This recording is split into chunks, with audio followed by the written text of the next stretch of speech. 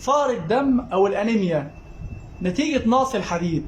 كرات الدم الحمراء اللي في جسمنا بتتكون من البروتين اللي هو عبارة عن الحديد. دور كرات الدم الحمراء في جسمنا إنها بتاخد الأكسجين من الرئتين بتوديها لكل خلايا الجسم، وكمان بتاخد ثاني أكسيد الكربون من خلايا الجسم بتوديها للجهاز التنفسي عشان يطلعها من خلال عملية الزفير. ليه بقول كرات الدم الحمراء ومهمتها ووظيفتها؟ لأنها هي اللي بتتكون من الحديد اللي هو لو نقص في جسمنا هيسبب لنا مشكلة، ألا وهي الأنيميا أو فقر الدم اللي هنتكلم عليه دلوقتي. فقر الدم نتيجة نقص الحديد. كمان هنتكلم على أعراض نقص الحديد وأسباب نقص الحديد وعلاج الحديد أو نقص الحديد، وده بيكون بالنظام الغذائي المتبع والأدوية اللي بناخدها نتيجة فقر الدم بسبب نقص الحديد. أعراض نقص الحديد بيكون دوخة ودوار مع ضيق بالتنفس وخفقان بالقلب، وكمان تساقط الشعر مع شحوب بالوجه. وكل ده بيكون والأعراض دي كلها بتظهر عشان نتيجة نقص الأكسجين في خلايا جسمنا.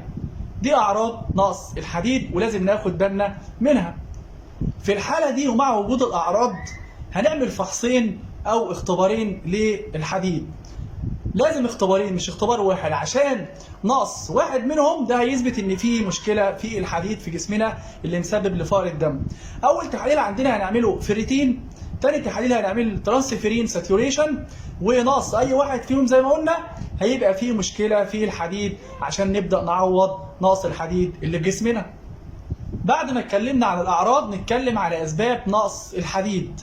السبب الاول والحقيقي لنقص الحديد هو نقص الحديد في غذائنا. والحديد نوعين موجود في الغذاء، اللي هو عبارة عن نوعين، اللي هو الغذاء أو الحديد الحيواني، وده بيكون موجود في اللحوم الحمراء والدواجن والكبد. تمام؟ دي بالنسبة للحديد الحيواني، وده أكثر فاعلية وأكثر امتصاصا في جسمنا. طيب في كمان الحديد النباتي اللي هو بيبقى موجود في الخضروات وبعض النباتات، وده بيكون أقل امتصاصا في جسمنا، ولكن ممكن نحسن امتصاصه ونزود من طريقة امتصاصه في جسمنا. بقى كده السبب الأول هو نقص الحديد في غذائنا.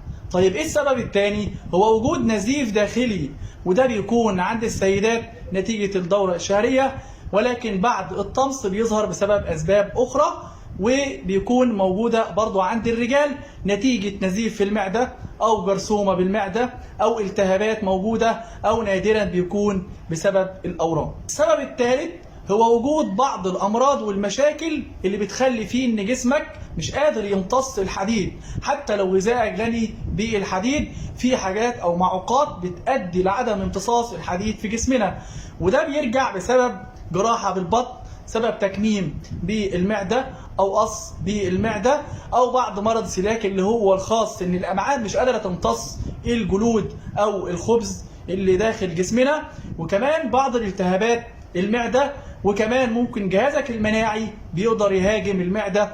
السبب الرابع ممكن ظروف حياتنا بتخلينا ناخد أدوية زي أدوية الحموضة اللي بتقلل امتصاص الحديد، الحمل والرضاعة اللي بتخلي لازم السيدة هنا تاخد حديد أكتر من أي حد طبيعي عشان احتياج الجسم والجنين للحديد. نروح بقى لعلاج نقص الحديد.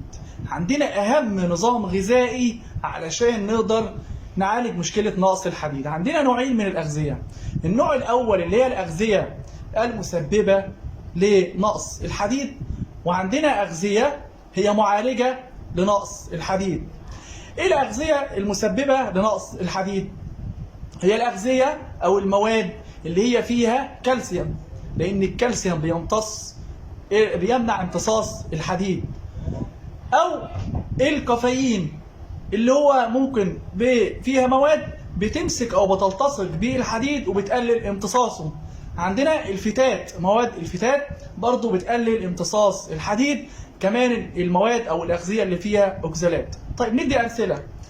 الأدوية أو الأغذية اللي هي فيها الكالسيوم اللي بيقلل امتصاص الحديد زي اللبن وزي الجبن، تمام، وزي الحليب. الحاجات دي بكترها بتقلل امتصاص الحديد في جسمنا. في عندنا الأغذية اللي فيها أوكسالات اللي هي زي القمح والعدس والصويا. في كمان عندنا الأغذية اللي هي فيها كافيين كلنا عارفينها، زي الشاي وزي القهوة وزي الشوكولاتة. تمام، دي الأغذية اللي هي مسببة لنقص الحديد في جسمنا بكثرة تناولها باستمرار. في كمان الأدوية أو الأغذية المعالجة. الأغذية المعالجة اللي هي زي المعلبات اللي هي ممكن تسبب مشكلة بنقص الحديد. دي بيروح للأغذية المفيدة واللي هي هدفنا. وعندك قنابل من الحديد موجودة في لحم البقر وكبد البقر مع البط والديك الرومي مع اللحم الضاني. في المأكولات البحرية اللي هي موجودة في السردين والتونة. نهتم بالأغذية دي. وفي كمان البقوليات، عدس، حمص، فول، تمام، فاصوليا، في الشوفان المدعم ورقائق ذرة مدعمة وكمان شعير. وهقول لك على حاجة مهمة جدا هتقدر تزود امتصاص الحديد في جسمنا. ممكن تاخد مع المواد دي اي حاجة فيها فيتامين سي زي البرتقال، فراولة، فلفل احمر، كيوي، ليمون. كل دول مصادر لفيتامين سي اللي هيحسن امتصاص الحديد في جسمنا ويعوض نقص الحديد اللي موجود في جسمنا. عندنا الطريقة الثانية وهو العلاج، وهو حجر الأساس لعلاج نقص الحديد، ودي مكملات الحديد. مكملات الحديد عندنا نوعين. النوع الأول هو النوع الفموي، وده بيكون أكثر أمانا وكمان ولكنه امتصاصه بيكون أقل.